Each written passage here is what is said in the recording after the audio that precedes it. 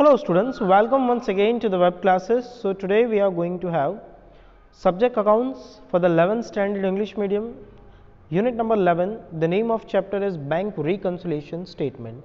The introductory part of this chapter has already been completed. Now today we are going to see which are the reasons because of that the cash balance bank balance as per cash book and bank balance as per passbook does not tallies. ठीक है कि ऐसे कौन कौन से reason है जिनके वजह से पासबुक जो है और हमारा कैश बुक जो है दोनों का बैलेंस जो है एक जैसा नहीं होता, तो वो हमें देखना है इसमें. ठीक है. सो नाउ ये रहे हमारे पास रीजंस. पहला रीज़न है cheque deposited in the bank but not credited by bank. कि कभी कभी ऐसा होता है कि हम चेक जो है बैंक में डिपॉजिट करवाते हैं, ठीक है, लेकिन बैंक जो है वो क्रेडिट नहीं कर पाती. क्यों? रीज़न क्या है? पहला रीज़न, जैसे कि मान लो कि ये मंथ चल रहा है दिसंबर, इसके पहले वाला मंथ था नवंबर. ठीक है. मान लो कि नवंबर की 29 डेट को आप चेक बैंक में डिपॉजिट करके आए, तो उसको क्या कहेंगे? Check deposited in bank. लेकिन चेक क्लियर होने में 3 से 4 दिन का समय लग जाता है, 3 to 4 डेज. इसका मतलब वो चेक जो है वो आपका नवंबर में नहीं दिसंबर में क्रेडिट होगा. इसका मतलब नवंबर का क्लोजिंग बैलेंस जो है वो आपका मैच होगा नहीं. समझ में आ रहा है कि चेक कभी कभी हम मंथ एंड में जब डिपॉजिट करवाते हैं तो वो क्रेडिट नहीं हो पाता. दूसरा ये होता है कि कभी कभी हम चेक डिपॉजिट करवाते हैं लेकिन सामने वाले के अकाउंट में बैलेंस ना होने के कारण चेक जो है वो बाउंस हो जाता है, पेमेंट फेलियर के वजह से वो क्रेडिट नहीं हो पाता. तो ये पहला रीज़न ये है कि cheque deposit in the bank but not credited by bank. Is that clear? Second reason ये है cheque issued but not presented for payment. मान लो कि कोई क्रेडिटर है, आपने उसको चेक लिख करके दे दिया और वो उस बंदे, जिस दिन आप लिख करके दोगे cheque, the moment when you write cheque, आप उसी टाइम पे अपने कैश बुक में एंट्री कर देते हो. कैश बुक के बैंक कॉलम में आप एंट्री कर दोगे. क्या एंट्री करोगे? आप ये एंट्री करोगे कि इस भाई को चेक दिए, मतलब आपका कैश बुक का बैलेंस जो है वो डिक्रीज हो गया. ठीक है. लेकिन हो सकता है सामने वाले व्यक्ति ने, मतलब जिसको आपने चेक दिया है, वो बैंक में डिपॉजिट ना करवाए, 1 दिन बाद कराए, 2-4 दिन बाद कराए, भूल जाए, अगले महीने कराए. ठीक है. या फिर डिपॉजिट करवाने के बाद उसको भी 3-4 दिन तो लग ही जाएगा क्लियर करने में. तो एक दूसरा ये रीजन है cheque issued but not presented for payment. एक इसके वजह से भी बैंक बैलेंस और कैश बैलेंस जो है वो टैली नहीं हो पाता. ना उसके बाद का रीजन जो है वो है directly deposited by customer in the bank. मान लो कि हम अहमदाबाद में व्यापार करते हैं, हमारा बिजनेस जो है वो अहमदाबाद में है और हमारा कोई कस्टमर है जो सूरत में है, उससे हमें पेमेंट लेना है. अब सूरत वाले कस्टमर ने, आजकल पता है कैश डिपॉजिट मशीन हो गया है, तो सूरत वाले कस्टमर ने डायरेक्टली हमारे बैंक अकाउंट में पैसा डिपॉजिट करा दिया, या फिर यूँ कहें तो अपने अकाउंट से ट्रांसफ़र दे दिया. ठीक है. हमें मैसेज आया होगा, लेकिन इतने सारे मैसेज आते हैं दिन में, हमने इग्नोर किया होगा, ध्यान नहीं दिया होगा, है ना. तो उसकी एंट्री बैंक में तो हो गई, मतलब पासबुक में एंट्री हो चुकी है, लेकिन हमारे बुक में अभी तक एंट्री हुई नहीं है, तो उसे कहेंगे directly deposited by customer. So if customer directly deposits in our bank account, in that condition also the bank balance as per passbook and bank balance as per cash book does not tallies. Fourth, interest, commission, charges etc recorded by bank. But obvious है, मान लो कि bank ने आपको interest दिया या आपसे bank overdraft पे इंटरेस्ट चार्ज किया, तो बैंक तो चार्ज कर देगी. ठीक है. तो उसकी एंट्री आपको पासबुक में तो मिलेगी बट आपके कैश बुक में मिलेगी नहीं, क्योंकि आपको पता नहीं है. हाँ, अगर मैसेज आया है और आपने ध्यान दिया है और रिकॉर्ड किया है तो बात अलग है, लेकिन कमीशन, चार्जेस या बैंक इंटरेस्ट ऐसा कुछ अगर बैंक ने डिडक्ट किया हुआ है तो उसके बारे में आपको कोई इन्फॉर्मेशन नहीं होगी. एक ये रीज़न है कि आपका कैश बुक का बैंक बैलेंस और पासबुक का बैंक बैलेंस टैली नहीं हो पाता.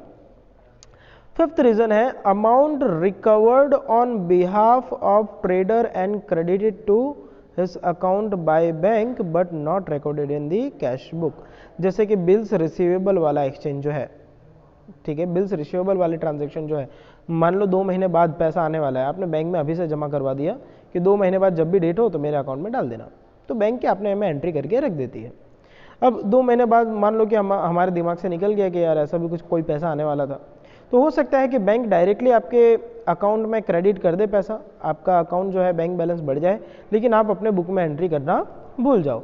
एक ये भी रीज़न है कि हमारा जो कैश बुक का बैंक बैलेंस है और पासबुक का बैंक बैलेंस है वो टैली नहीं हो पाता। Now cheque recorded in cash book but left deposited in bank. मान ले कोई व्यापारी है, उसने चेक दिया, हमने उसकी एंट्री भी कर दी, कैश बुक में भी एंट्री कर दी, और हमने सोचा था कि आज शाम को जाते जाते बैंक में डिपॉजिट करवा के जाएंगे या फिर चेक ड्रॉप बॉक्स में डाल के जाएंगे, और भूल गए और वो गले में पड़ा रह गया, आपके लॉकर में पड़ा ही रह गया। अब पड़ा रह गया तो उसमें क्या गलती, तो बैंक में तो पैसा वो आने से रहा क्योंकि आपने चेक डिपॉजिट करवाया नहीं है, और आपका कैश बुक जो है वो ऊपर चला गया। तो एक ये भी रीज़न है कि आपका कैश बुक का बैंक बैलेंस और पासबुक का बैंक बैलेंस टैली नहीं होगा। 7th, check deposited in the bank but not recorded in cash book. कभी कभी ऐसा होता है कि चेक हमको मिला, हमने बैंक में जमा भी करवाया, बैंक ने पैसे दे भी दिए, लेकिन हम कैश बुक में लिखना भूल गए, नहीं लिखा। तो एक this is also a reason, okay, which because of which the passbook balance and the cash book balance does not tallies. And next reason is check deposited in the bank but not recorded in cash book. Okay, ये हो गया। Now check issued and presented for payment. Cheque लिखा, bank से पैसे cut भी गए, लेकिन cash book में रिकॉर्ड नहीं किया। So this is also a reason, है ना। मेरे ख्याल से ये इतना सिंपल लाइन मुझे एक्सप्लेन करने की ज़रूरत नहीं है, हाँ, लेकिन फिर भी कर देता हूँ कि आपने चेक लिखा तो आपका, और बैंक ने पैसे दे भी दिए, मतलब बैंक अकाउंट जो है वो कम हो गया, लेकिन आप कैश बुक में एंट्री करना भूल गए, कैश बुक की एंट्री जो है आप भूल गए, तो गलती किसकी, हाँ, कैश बुक की एंट्री करना आप भूल गए हो, तो कैश बुक का बैलेंस और पासबुक का बैलेंस बट ऑब्वियसली मैच नहीं होगा, ठीक है ना। अगला, cheque recorded in cash book but not given to trader, कि हमने किसी के नाम का चेक लिखा, ठीक है, महेश भाई को 10,000 देने हैं, एक चेक बना दिया महेश भाई के नाम का, लेकिन महेश भाई को दिया नहीं है, ठीक है, तो उसका कैश बुक में तो एंट्री हो गया, लेकिन बैंक से पैसा कटेगा नहीं। एक ये भी रीज़न है कि आपका बैलेंस और बैंक बैलेंस मैच नहीं होगा। Number 10, payment made by bank but not recorded in cash book, कि जैसे कि LIC का प्रीमियम है, ये सब आपने बैंक में से ECS करवा रखा हो, ठीक है, तो बैंक जो है टाइम पे डेट आएगी तो वो ECS पेमेंट भर देगी, या यूँ कहें तो इलेक्ट्रिसिटी का बिल है तो बैंक तो टाइम पे इलेक्ट्रिसिटी का बिल पे कर देगी, लेकिन आपके पासबुक में उसकी इफेक्ट दिखेगी, बट आपके कैश बुक में उसकी इफेक्ट दिखेगी नहीं। क्यों? क्योंकि आपने उसकी एंट्री की नहीं है, है ना। तो एक ये भी रीज़न है।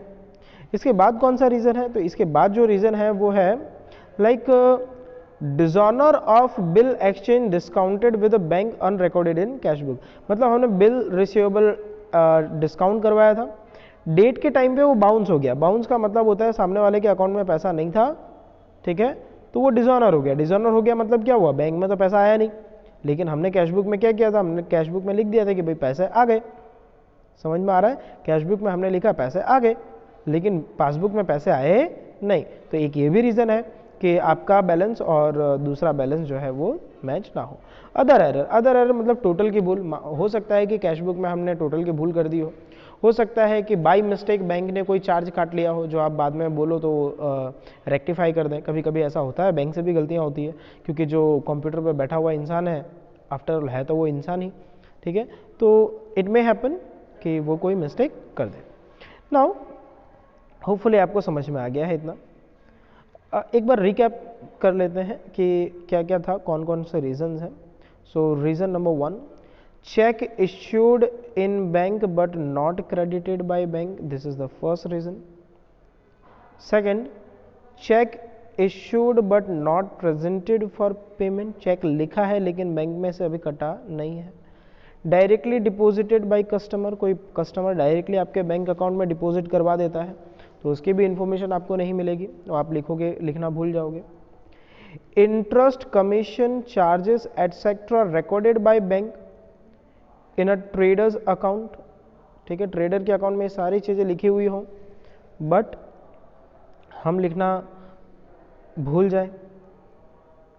Amount recovered on behalf of trader and credited to his account, मतलब हमारे अकाउंट में क्रेडिट हो गए हैं लेकिन हमने कैश बुक में उसकी एंट्री नहीं दी है। Cheque recorded in cash book but left undeposited in bank, कि हमने कैश बुक में तो लिख दिया लेकिन बैंक में डिपॉजिट नहीं करवाया। Check deposited in the bank but not recorded in cash book, कि बैंक में डिपॉजिट कराया लेकिन हमने नहीं लिखा, एक ये भी रीजन है। Cheque deposited in bank but not recorded in cash book, okay हो चुका ये। Cheque issued and presented for payment, cheque लिखा और प्रेजेंट भी हो गया लेकिन कैश बुक में लिखा हुआ नहीं है।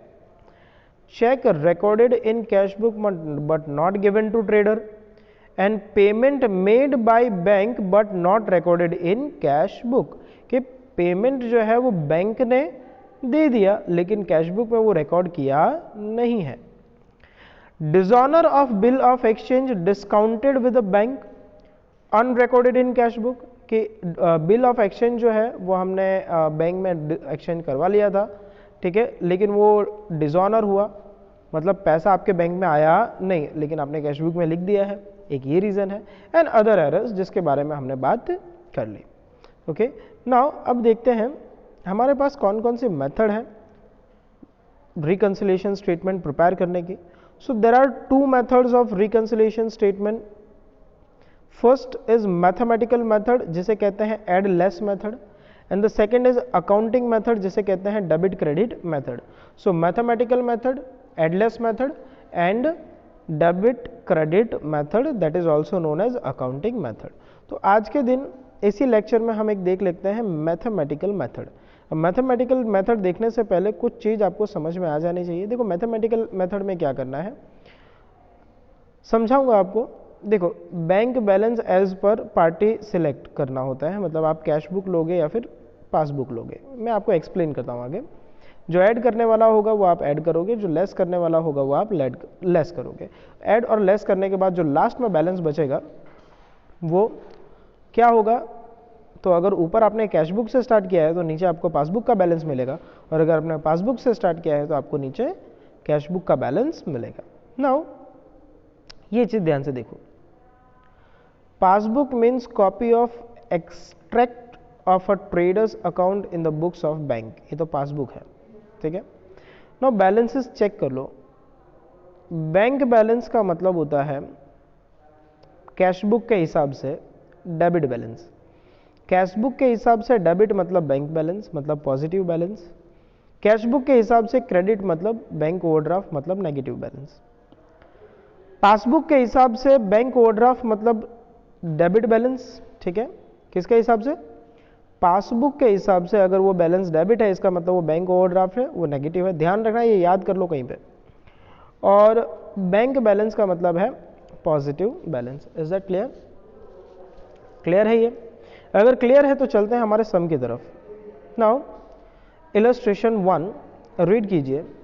From the following information prepare bank reconciliation statement of Shri Jaimini as on 31/3/2015, मतलब मार्च महीने के एंड में हमें ये बनाना है। क्या दिया हुआ है वहां पर, just a second. Now so यहाँ क्या दिया हुआ है आपको, तो 31/3/2015 as per cash book debit balance. तो कैश बुक का डेबिट बैलेंस का मतलब होता है बैंक बैलेंस पॉजिटिव बैलेंस। देखिए ये रहा कैश बुक, ये रहा डेबिट, डेबिट का मतलब होता है बैंक बैलेंस मतलब प्लस, तो आप प्लस साइड में लिख दोगे या पॉजिटिव साइन के साथ लिख दोगे क्या, bank balance as per cash book, bank balance as per cash book. तो ये देखिए आंसर, तो आंसर में अगर आप देखते हो तो मैं परमानेंटली मार्क करता हूँ इसे, वन बाय वन एक एक लाइन ही समझना। Debit balance as per cash book, आप देखिए 12,000 लिखा हुआ है। Is that clear? अब ध्यान रखना है एक चीज, आपने स्टार्ट किया है कैश बुक के साथ, इसका मतलब आप जो भी एडजस्टमेंट या फिर प्लस माइनस कर पाओगे वो कैश बुक को कर पाओगे। ठीक है, हम कैश बुक को चेंज कर सकते हैं, पासबुक को चेंज नहीं कर सकते। ध्यान रखना ये चीज, आपने जहां से स्टार्ट किया है आप उसी में एडिशन सब्सट्रैक्शन कर सकते हो। अब एक एक ध्यान से थोड़ा सा समझने की कोशिश करना। ठीक है, देखो देखिए first entry, A check of 6,000 deposited in the bank on 28/3/2015। इसका मतलब क्या हुआ? देखो यहाँ पर मैं लिख देता हूँ, कहीं पर क्या लिखूँ मैं, हाँ यहाँ लिख देता हूँ मैं कैश बुक, किधर लिखूँ, ये C फॉर कैश बुक। ठीक है, और यहाँ हो गया पासबुक। ध्यान से समझना सिर्फ। ठीक है, पासबुक। नाउ मैं रीड कर रहा हूँ, a cheque of 6,000 deposited in the bank, deposited in the bank on 28/3/2015। ठीक है, हमने तो उसकी एंट्री कैश बुक में तो हो गई होगी। ठीक है, but till 31/3/2015 bank has not credited the same, मतलब कैश बुक का बैलेंस जो है वो इस तरह से ऊपर चला गया क्योंकि बैंक में डिपॉजिट कराया, हमने रिकॉर्ड कर लिया, लेकिन पासबुक अभी भी अपनी जगह पर ही है। तो क्या होगा, आप कैश बुक को क्या करोगे, पासबुक के बराबरी पे लाने के लिए, तो पासबुक के बराबरी पे लाने के लिए इतना हम वापस से माइनस कर देंगे। समझ में आ रहा है कि कैश बुक में एंट्री हो चुकी है, तो अब क्या करें, पासबुक में तो एंट्री हुई नहीं, तो जो हमने प्लस किया था अब उसको वापस से क्या कर दो, माइनस कर दो। तो हम यहाँ करेंगे माइनस, तो ये जो 6,000 है ये हो जाएगा माइनस। चलिए देखिए आंसर में क्या है माइनस, तो माइनस में देखिए पहला check deposited but not credited by bank है लेफ्ट साइड में 6,000 रुपीज। इसके बाद interest of 400 is credited by bank, मतलब बैंक बैलेंस ऐसा ऊपर आ गया है। ठीक है, ये पासबुक के ऊपर मैंने एरो कर दिया। In the bank of Jaimini's account which is not recorded in cash book, लेकिन कैश बुक अभी भी अपनी जगह पर ही है। तो क्या करेंगे, पासबुक को तो हम रिवर्स कर नहीं सकते। क्यों नहीं कर सकते, क्योंकि हमने स्टार्ट कहाँ से किया था, हमने स्टार्ट जो है वो कैश बुक से किया था। तो क्या करोगे, हम कैश बुक को ऊपर ले जाएंगे। कैश बुक को ऊपर ले जाने का मतलब क्या है, हम प्लस करेंगे। तो ये सेकंड वाला जो है वो आपको एडिशन में मिलेगा। देखिए एडिशन में bank interest credited by bank but not recorded in cash book 400। Then number 3, cheque of 2,000 is drawn and issued to Dev, लिखा और देव को दे दिया on 31/3/2015 which is not yet presented for the payment. हमने लिखा का क्या मतलब है, लिखा का मतलब ये है कि हमने कैश बुक में उसकी एंट्री की, हमारा कैश बुक जो है वो डाउन हो गया, हमारा कैश बुक क्या हो गया, डाउन हो गया, लेकिन पासबुक में उसकी कोई इफेक्ट आई नहीं। क्यों, क्योंकि उसने हो सकता है कि बैंक में जमा ना कराया हो या फिर 2-3 दिन क्लियरिंग का टाइम लगा हो। समझ में आ रहा है। तो अब हम कैश बुक को तो ऊपर कर नहीं सकते। क्यों नहीं कर सकते, क्योंकि हमने पासबुक को तो हम ऊपर कर नहीं सकते। क्यों नहीं कर सकते, क्योंकि पासबुक से तो हमने स्टार्ट किया नहीं था, हमने तो कैश बुक से स्टार्ट किया हुआ है। तो कैश बुक नीचे हो गया, तो अब कैश बुक को वापस से हम ऊपर कर देंगे, मतलब हम करेंगे प्लस। तो देखो प्लस में दिख रहा है आपको। सो चेक ऑफ 2,000 ड्रॉन, ये आपको पॉजिटिव में दिखना चाहिए। देखिए पॉजिटिव में, cheque issued but not presented for payment 2,000 rupees. Then last one, bank has debited charges for ₹100 in the account of Sri Jaimini। Charges जो है वो माइनस होते हैं, तो मतलब पासबुक हो गया माइनस, पासबुक हो गया माइनस, लेकिन कैश बुक अभी भी अपनी जगह पर ही है। अब हम पासबुक को तो चेंज कर नहीं सकते, तो क्या करेंगे, हम कैश बुक को भी माइनस कर देंगे। तो कैश बुक को कर दो माइनस, देखो माइनस साइड में है एंट्री, यस माइनस साइड में ही है। Bank charges debited bye bank but not recorded in the cash book. So hopefully ये आपको समझ में आ गया है। अब क्या करना है आपको, ये ऐड का टोटल कर दो 2,400 और ये लेस का टोटल कर दो 6,100। Now 12,000 plus 2,400 minus 6,100, answer is 8,300। अब क्या होगा, देखो आपने यहाँ पर कैश बुक से चालू किया था, तो आपको जो आंसर मिलेगा वो मिलेगा पासबुक का। ठीक है, तो credit balance as per passbook है ना, पॉजिटिव आ रहा है ना, तो पॉजिटिव मतलब credit balance as per passbook. कैसे पता चला कि ये पॉजिटिव है तो क्रेडिट है, ये देखिए यहाँ पर पासबुक पॉजिटिव मतलब क्रेडिट। क्लियर? सो होपफुली इतना क्लियर है। अगर इतना क्लियर है तो आपका होमवर्क है, जो थियरी मैंने करवाया वो लिखना है आपको और लर्न करना है, और इलस्ट्रेशन 1 2 3 आपको ऐड और लेस मेथड से करना है। Clear? So that's all for today, thank you.